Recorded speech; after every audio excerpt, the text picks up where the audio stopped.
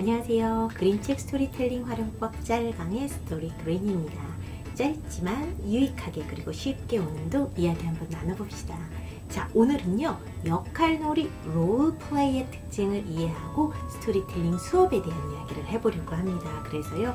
롤플레이와 스토리텔링 이렇게 만들어 보았습니다. 학습 목표를 보면요. 자, 역할놀이의 특징을 이해하고 스토리텔링 수업에 적용할 수 있습니다. 입니다. 선생님들, 우리 현장에서 롤플레이 굉장히 많이 하시죠? 자, 오늘 수업에서 왜 좋은지 어떻게 활용할지 한번 이야기 나눠봅시다. 자, 역할놀이와 스토리텔링. 여기서요, 우리가 키워드로 빵 하고 생각해야 될 부분은요, 놀이예요, 놀이.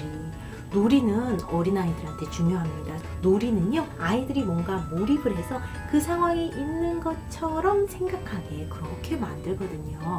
자, 그래서 놀이 언어의 중요성을 신규철 선생님께서 이렇게 말씀해 주셨습니다. 첫 번째로는요, 언어를 연습하고 발달시킬 수 있는 기회를 제공하게 된다. 그렇죠. 우리가 지금 상황에서요, 그냥 막 언어 써봐, 연습해봐, 굉장히 좀 어색할 수가 있잖아요. 하지만 놀이를 통해서 그 상황에 쏙 빠져서 아이들이 사용할 수 있게 하는 기회를 제공할 수 있습니다. 자, 그래서요, 듣기, 읽기, 말하기, 쓰기의 기초 능력을 신장할 수 있습니다. 선생님들, 아이들 지도에 보면요, 말을 한글로 쓰잖아요. 그죠?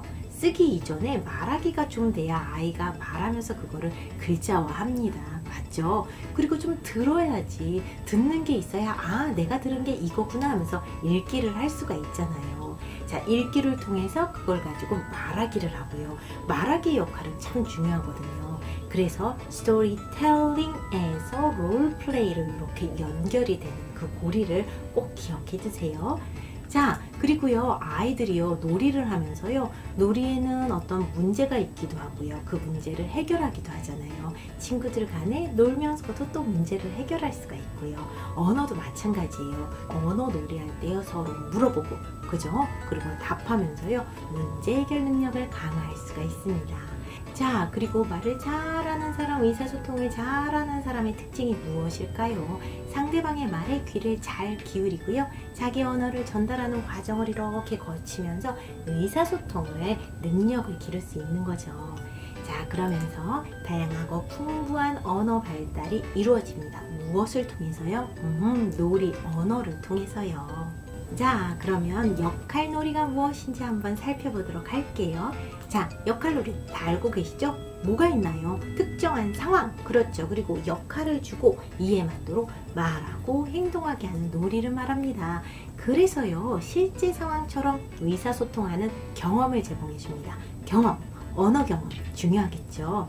자, 그러면 무엇이 필요하나요? 역할놀이의 요소예요. 상황이 있어야 되고요, 역할이 있어야 되고요, 그리고 유용한 표현이 있어야 됩니다. 이 유용한 표현을요, 우리가 스토리텔링을 통해서 아이들에게 제공해 줄 수가 있습니다. 자, 그리고 아이들은요, 역할을 수행하기 위해 다양한 어법을 한번 시도해 보게 됩니다. 그러면서 상황을 재현하는 것이죠. 자, 그러면은요, 타인의 감정, 입장, 이해하면서요, 표현을 하게 되죠. 어떤 지능하고 관련이 있나요? 맞아요. 공감, 정서 지능 향상에 굉장히 많은 도움을 줄 수가 있습니다. 그리고요, 또 개개인이 역할을 받았다고 생각을 해보세요.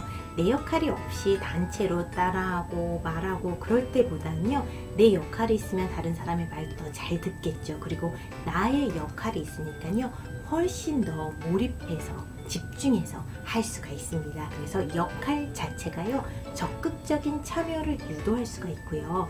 자, 그런데요, 아이들 중에서 부끄러움 참 많은 친구들이 있어요. 그런 경우에는요, 인용을 주세요. 그런 경우에는요, 얼굴을 좀 가려주세요. 가면극, 이렇게 인형극, 가면극의 형태로도 활용할 수 있습니다. 자, 그러면은요, 본격적으로 우리가 궁금해하는 거 이야기 한번 나눠볼까요? 스토리텔링과 역할놀이, 그 관계는 어떻게 될까요? 제가 아까 찰떡궁합이라고 말씀을 드렸는데요, 진짜예요. 왜냐하면요, 스토리텔링 자체도요, 총체적 언어 접근법을 기반으로 했고요, 역할놀이도 마찬가지로 총체적 언어 접근법을 기반으로 했기 때문입니다. 그래서 입력, 출력 조건 아주 좋습니다. 그리고요, 의사소통 중심 교수법을 둘 다 추구하고 있고요. 듣고, 말하고, 문제를 해결하고요. 다시 말씀드리면 이야기를 통해서 언어의 입력을 제공하고요. 역할 놀이를 통해서 언어의 사용, 출력 조건을 제공할 수가 있습니다. 자, 그러다 보니까는요, 아이들에게 놀이라는 것은 굉장히 중요하다라는 말씀을 드렸죠. 역할 놀이를 통해서 언어 연습을 통해서 목표 언어를 내재화 시킬 수가 있습니다. 자, 아동학습자는요, 이야기의 주인공을 이게 나야, 내가 그 주인공이야 자기화시키고요, 혹은 무슨 분신처럼 생각을 하거든요. 분신처럼 생각을 하면서 상황을 표현할 수 있습니다. 어른들은 참 이러기 힘들죠? 근데 아이들은 가능합니다. 자, 그래서요, 이야기를 듣고 입력, 그러면서 롤플레이로 출력하면서 학습자의 흥미, 참여, 동기 유발에도 매우 좋습니다. 자, 그럼 선생님들, 그림책 스토리텔링 수업에 역할놀이를 어떻게 활용할 수가 있을까요? 자, 먼저 역할을 부여할 때요, 뭐 손인형, 종이인형, 그림카드, 이름표, 가면, 그런 이제 보조 자료를 활용하면 참 좋습니다. 그래서 이야기에서 제시하는 실제 상황 같은 분위기를 조성해 주는 겁니다. 그렇죠. 그래서 저는 수업 시간에 썼던 그 그림을 많이 활용하기도 하고요.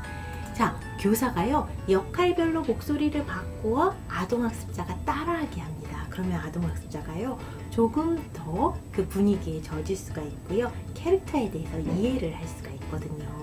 자, 그러면서 가만히 그냥 말로 하는 게 아니고요, 대사를 말하면서 동작으로, 표정으로 표현하게 합니다.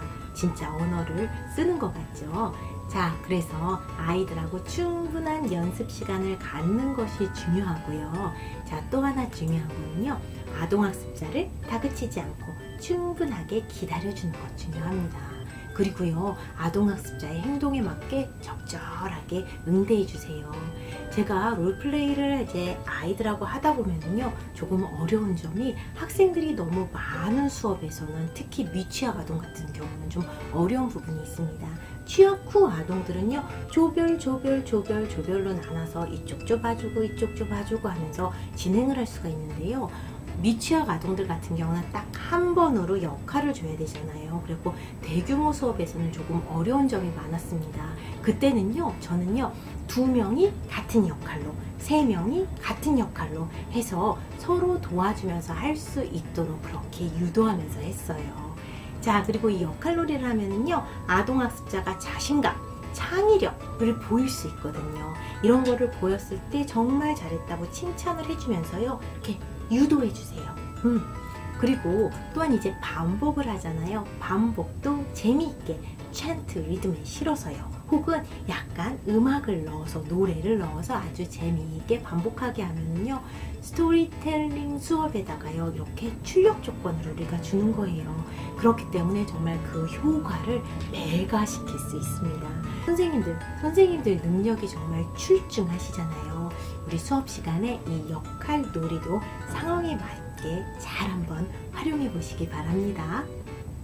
자, 선생님들, 오늘은요, 그림책 스토리텔링과 롤플레이의 관계에 대해서 이야기 나눴습니다. 그림책 스토리텔링으로 입력 조건, 그리고 롤플레이로 역할놀이로 출력 조건, 이 부분 이해하셨으면 오늘은 정말 성공입니다. 자, 다음 시간에는요, 그림책 스토리텔링과 아이들의 문식성 발달에 대한 이야기를 아주 객관적으로, 아주 간단하게 나눠보려고 합니다. 그러면서요, 그림책 스토리텔링 이론 수업을 다음 시간에 마무리해 볼게요. 그럼 다음 시간에 뵙겠습니다. 안녕. Bye for now.